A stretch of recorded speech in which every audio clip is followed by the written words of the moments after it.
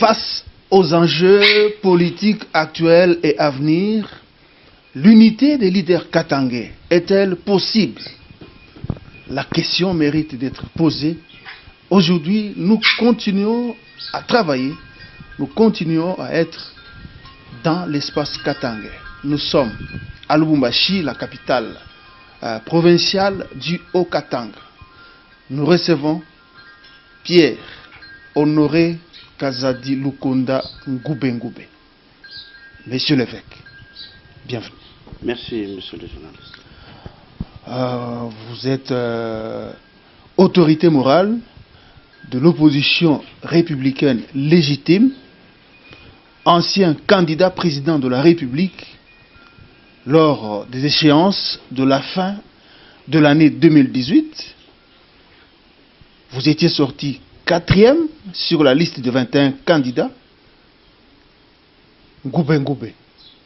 Toujours concentré, toujours rivé vers, vous continuez à dire que vous défendez les intérêts du Katanga. Nous venons de vous suivre dans une déclaration poignante. Qu'est-ce qui vous anime? Votre idée par rapport à la situation que la province du Katanga traverse ou a traversée il y a peu. Merci, monsieur le journaliste, pour la question. Moi, je ne défends pas seulement les Katanga. Moi, je défends toute la République démocratique du Congo ainsi que le peuple congolais en général. C'est ça ma lutte. Si il y a les problèmes de part et d'autre, si les problèmes sont sortis au Katanga, je défends tel que vous aviez entendu, c'est-à-dire je ne suis pas là seulement pour les Katanga, moi je suis là pour la République démocratique du Congo. Bon, à en croire ce qu'on vient de dire, on va y revenir. Oui. Bon, l'opposition républicaine légitime, dont vous êtes autorité morale, c'est quoi exactement? L'opposition républicaine légitime, c'est une opposition en RDC qui suit tous les mouvements du gouvernement, du président de la République, pour contrôler le président de la République dans tout ce qu'il fait. C'est ça notre rôle, c'est ça l'opposition. On ne peut pas faire l'opposition pour blaguer ou pour faire n'importe quoi, non. L'opposition est là, c'est comme hier, le nouveau président de la République était dans l'opposition avec son père. Tout le monde sait ce qu'ils ont fait. Et toutes les déclarations de M. Félix Tshisekedi quand il était dans l'opposition. Alors, c'est comme ça que tout ce que lui faisait, c'est ce que nous faisons aujourd'hui. Plus même ce que lui n'avait pas fait. Bon, aujourd'hui, tout le monde parle de l'unité des leaders de l'espace katangais. Par rapport aux enjeux actuels et même à venir, les enjeux actuels, il y a entre autres la lutte contre le Covid-19 qui ne fait que qui continue ses ravages dans la capitale Kinshasa et même quelques cas au niveau de l'Est de la République démocratique du Congo. Qu'est-ce que ça vous fait? Vous ne craignez pas que ça puisse vous atteindre aussi ici dans la région du Katanga? Les mots que vous prononcez, crainte, monsieur le journaliste, chez nous, nous appelons ça un grand péché. Pourquoi? Parce que la Bible, chez nous, c'est-à-dire le chrétien, la Bible, Dieu lui-même nous interdit d'avoir la peur. Au contraire, pour toutes circonstances qui peuvent arriver, alors nous devons nous confier en Dieu. Si vous avez la peur, ça montre déjà que vous n'avez pas quelqu'un derrière vous ou devant vous qui peut vous défendre. Nous avons Dieu, est le seul Dieu qui peut nous défendre et nous protéger dans cette pandémie. C'est-à-dire, sans Dieu, il n'y a rien que nous pouvons faire.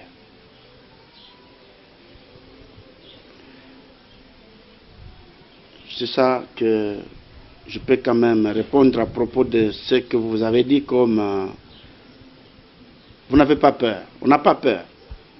C'est une pandémie qui est arrivée à travers le monde entier, fabriquée par les hommes. Et ici, chez nous, au Katanga, par exemple, nous prions pour toute la République. Nous prions pour que cette pandémie ne puisse pas ravager les êtres humains. Alors, nous voulons que la RDC soit sauvée devant cette pandémie. Bon, le chef de l'État a premièrement lancé des mesures de restriction. Il a décrété, il a proclamé également l'état d'urgence sanitaire. Parmi ces mesures, il y a la mise en quarantaine de la capitale, Kinshasa, pour limiter, pour freiner la propagation de cette pandémie.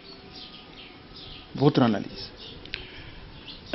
Mon analyse, ou l'analyse de l'opposition républicaine légitime en RDC, les mesures prises par le chef de l'État sont acceptées à moitié, c'est-à-dire à 50%.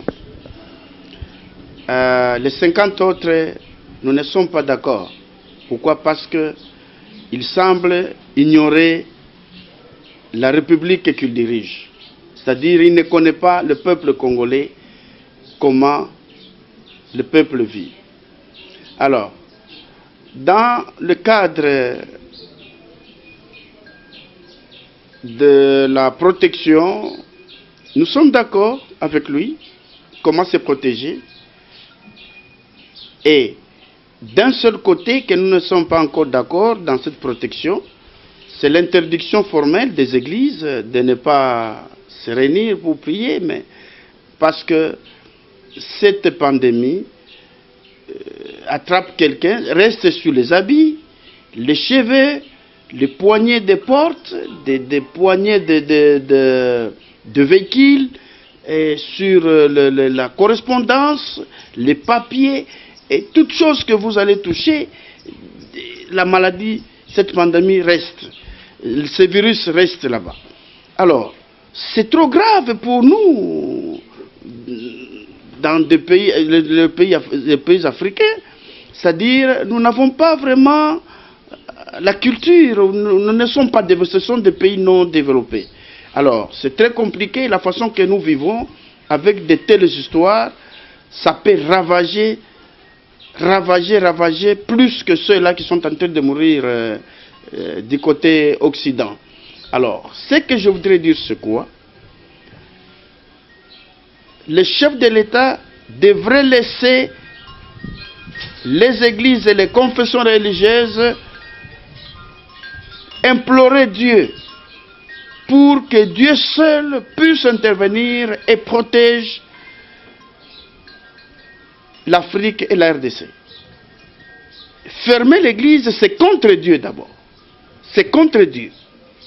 Quelle que soit la peur qu'il a, quel que soit tout ce qu'il a pris comme mesure, alors, moi je crois que il doit laisser l'église, les confessions religieuses s'épanouir en implorant Dieu et que la main de Dieu puisse nécessairement aider la RDC.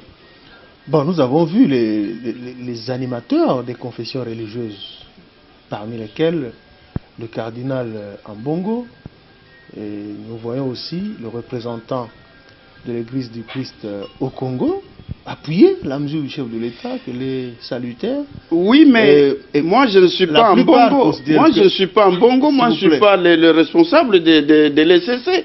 Moi c'est moi, mais vous ne pouvez pas me comparer au cardinal en Bongo. Non, mais il peut appuyer selon lui. Mais ce que moi je dis, c'est ce que je dis.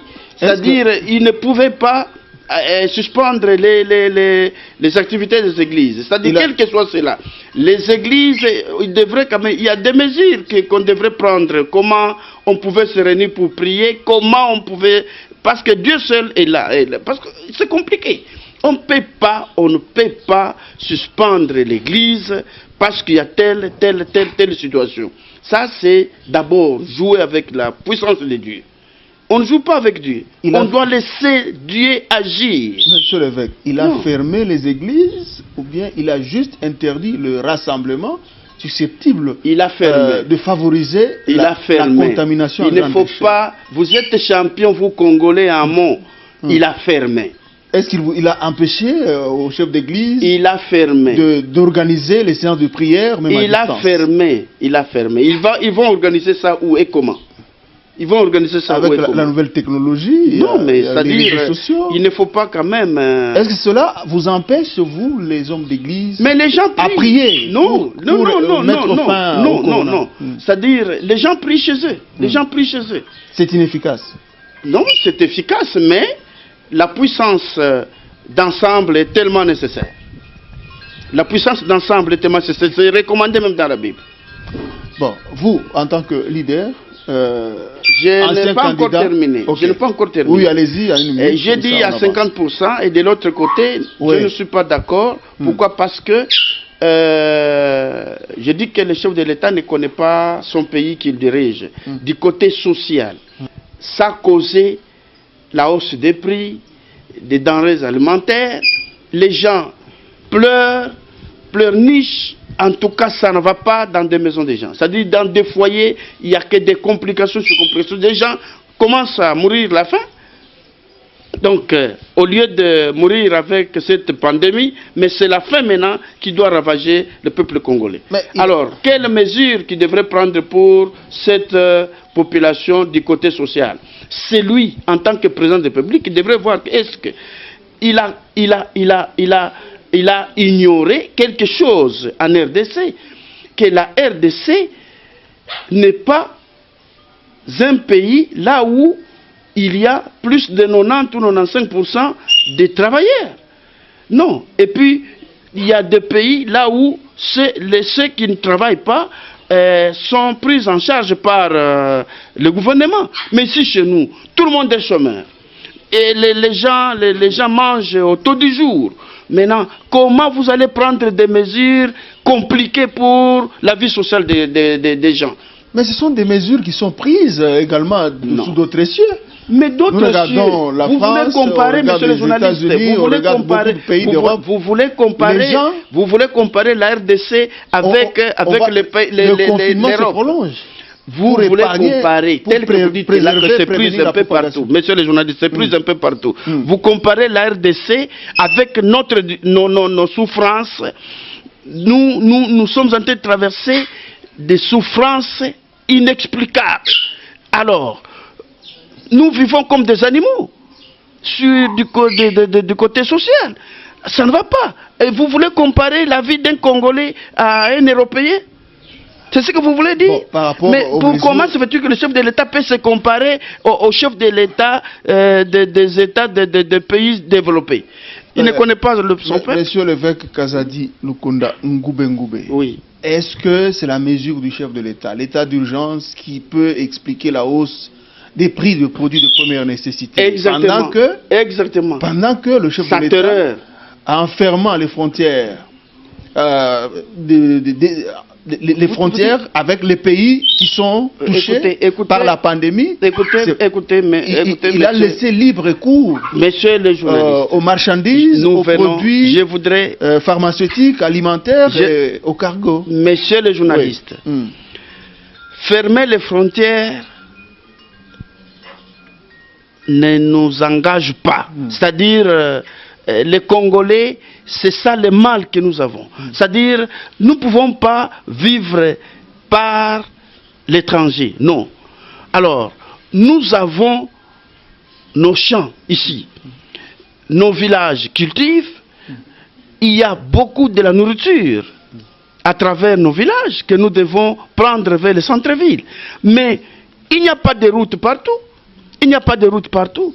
Au lieu de songer, oh, je laisse les frontières. Est-ce que les frontières, c'est quoi? C'est une humiliation quand le peuple doit quand même vivre sur base de pays étrangers. Non, nous ne pouvons pas prendre la farine ailleurs, toutes choses ailleurs. Non, nous devons produire nous-mêmes, c'est-à-dire, ne fût-ce que cette petite production qui se trouve dans nos villages, nous devons faire tout. Les chefs de l'État devraient penser d'abord cet état ici, comment on doit prendre la nourriture de ce côté vers les centres-villes. Dans les Katanga, les grands Katanga que je vous dis, il n'y a pas de route. Du Katanga vers Mbujimaï, Kasaï. Quelqu'un qui n'a fait qu'une année. Non, une année c'est trop, c'est beaucoup. C'est beaucoup, une année c'est beaucoup. Construire seulement la route du Katanga vers Mweneditu, Mweneditu vers Mbujimaï, Mbujimaï vers Kabinda, Kabinda vers Kasongo. Mais alors, où est le problème? Où est le problème? Donc, c'est quelque chose de quelques mois, parce que c'est en terre battue. C'est en terre battue. Mais au moment où je vous parle, il n'y a aucune route, il n'y a pas de trafic. Il n'y a pas de trafic. De Lubumbashi vers Manono, tout est bloqué par Mitouaba.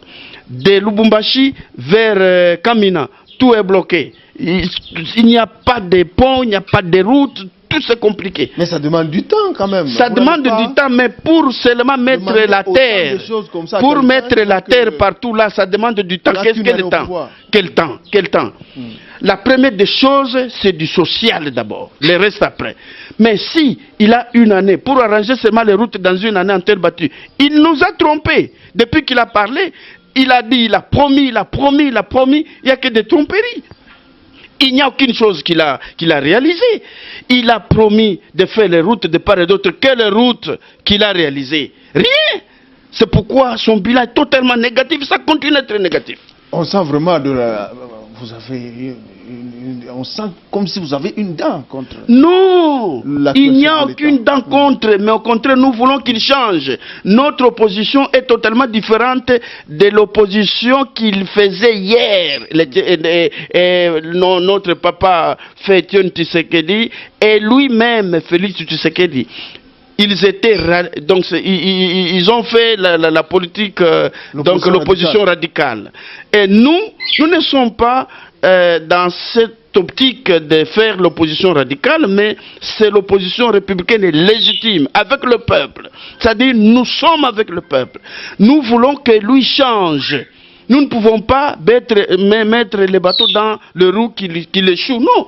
Notre rôle, nous voulons qu'il soit le tout premier président de la République en réalisant le social des Congolais. Mais vous semblez tirer à boulet rouge seulement sur l'actuel chef de l'État. Mais vous n'oubliez pas qu'il est en coalition avec le FCC, chapeauté par votre frère, Joseph Kabila. Il est en coalition avec Joseph Kabila, oui, mais c'est celui qui dirige le Congo, la RDC, c'est Félix Tshisekedi, ce n'est pas Kabila. Ce n'est pas Kabila. Celui qui est à la commande du pays, c'est Félix Tshisekedi. Cette coalition existe. Ce qui se passe dans la coalition, nous ne connaissons pas. Nous avions demandé leur protocole d'accord.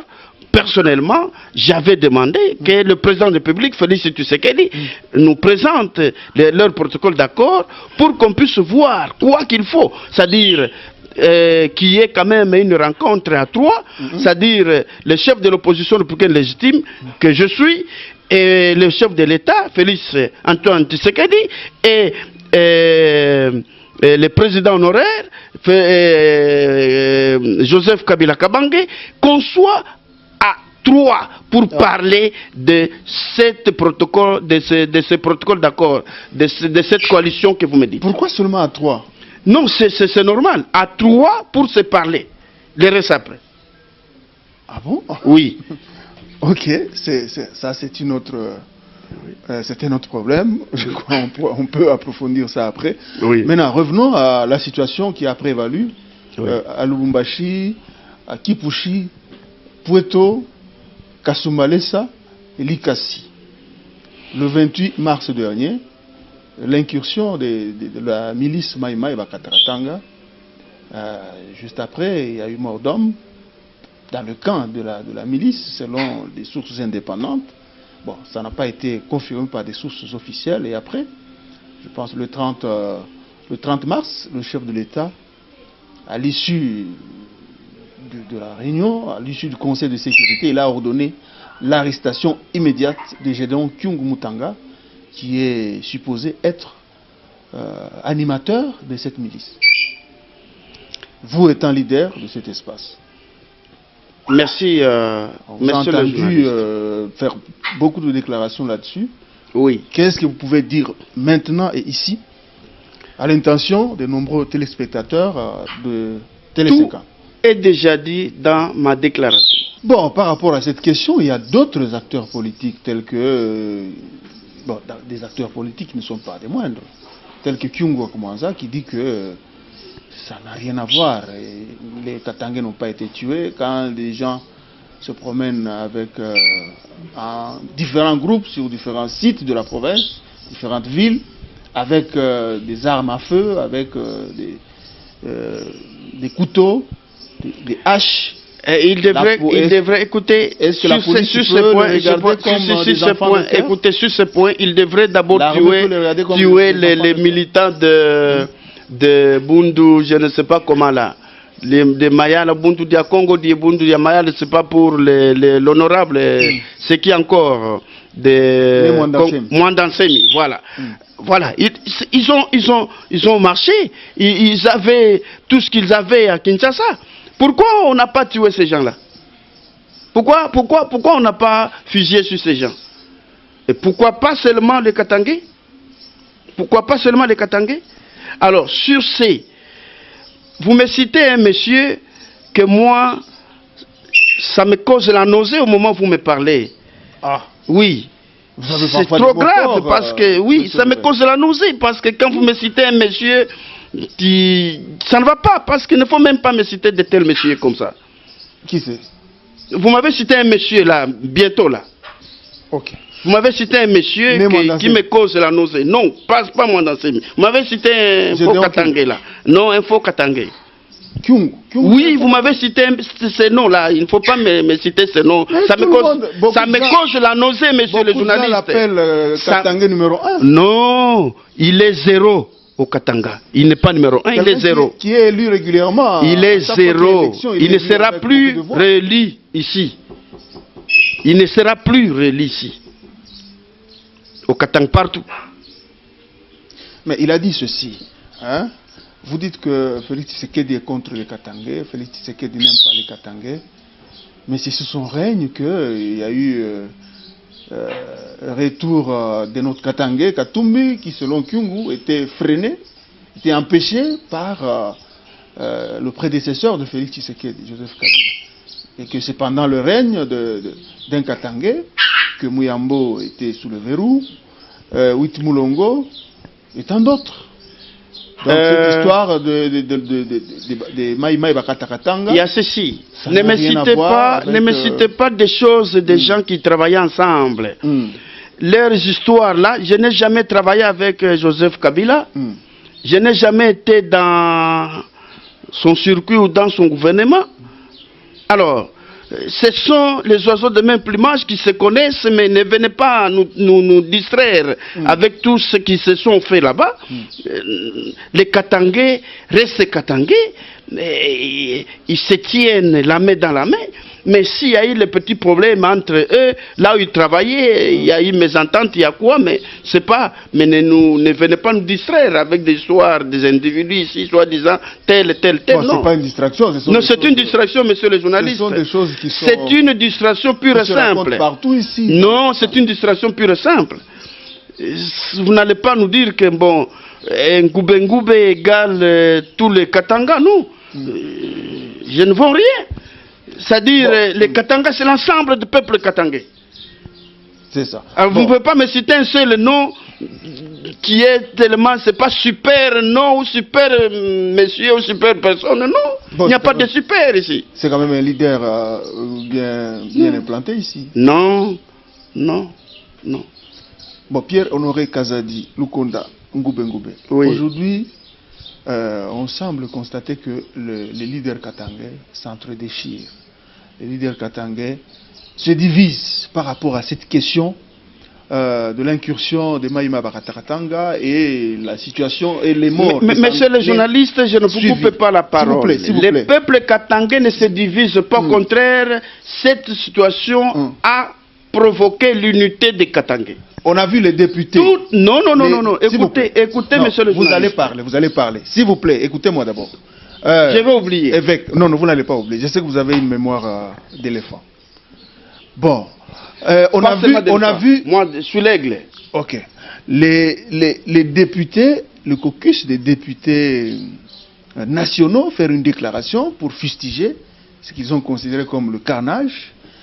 On a vu de l'autre côté d'autres députés nationaux, provinciaux, contredire pour dire que non, ils n'ont aucun pouvoir pour représenter tout le Katanga. Entre-temps, le pays est frappé par le corona, le Covid-19.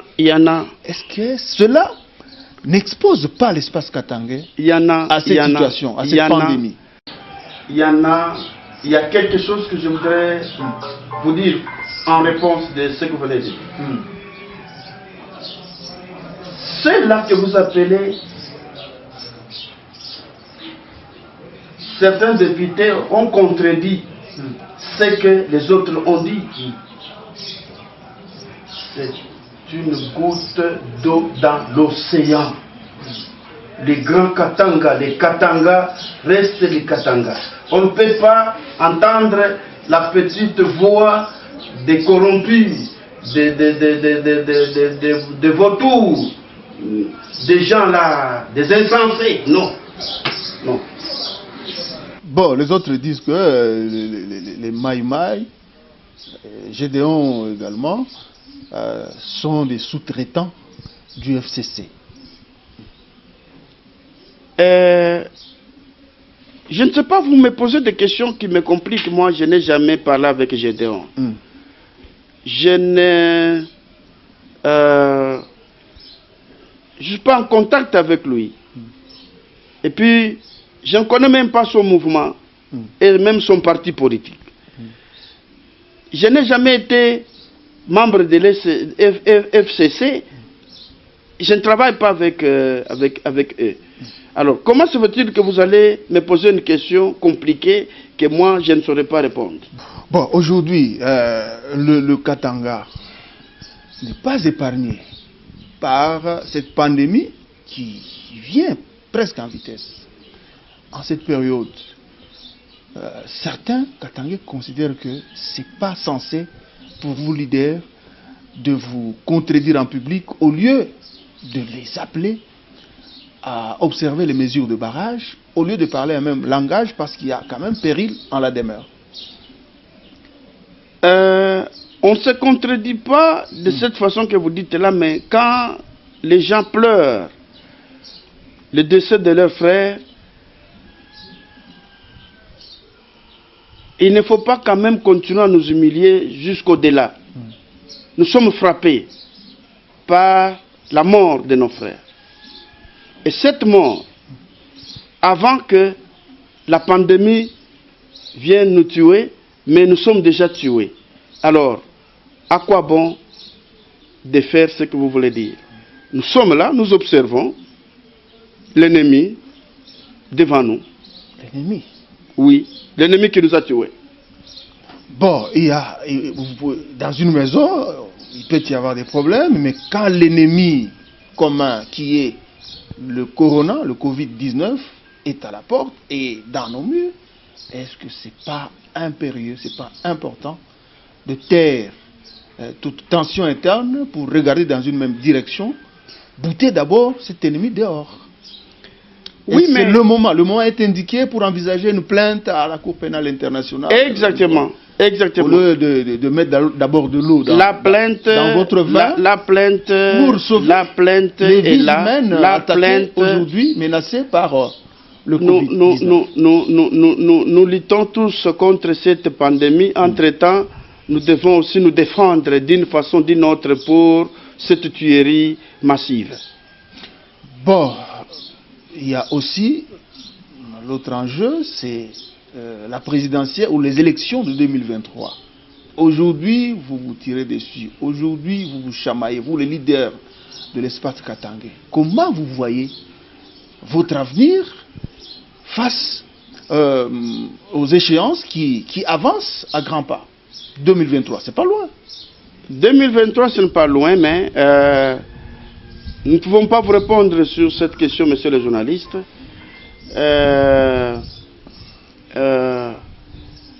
Les Katangais s'organisent d'abord être unis d'une façon ou d'une autre en table ronde qu'on a initiée de part et d'autre. Il y a le Katangais de Kinshasa, il y a le Katangais du Katanga, ici, habitant le Katanga, et ceux de l'extérieur qui s'organisent pour une grande table ronde bientôt là. Qui va convoquer, vous?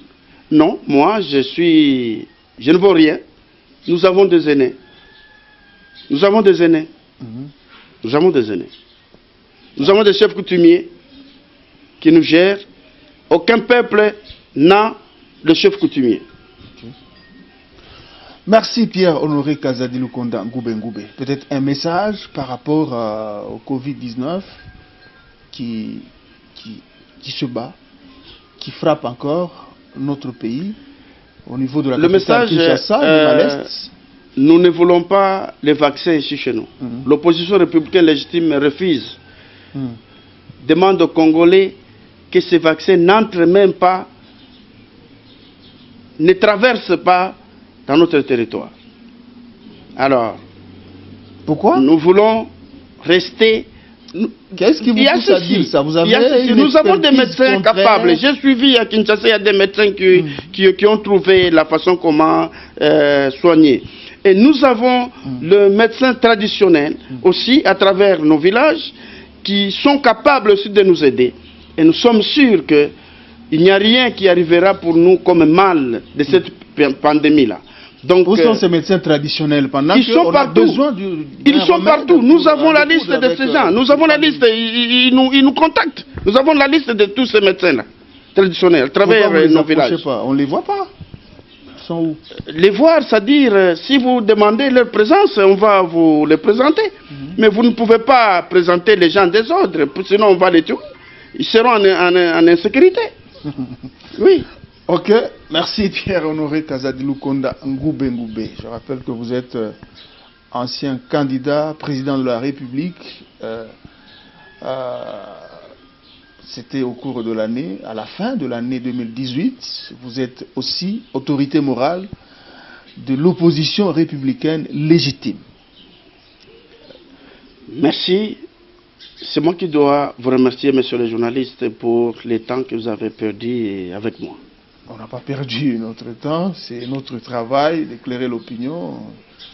Merci également à vous, chers téléspectateurs, de nous avoir suivis avec une attention exceptionnelle. Nous sommes Télé 50, restez avec nous. Le programme continue sur votre télévision. Au revoir.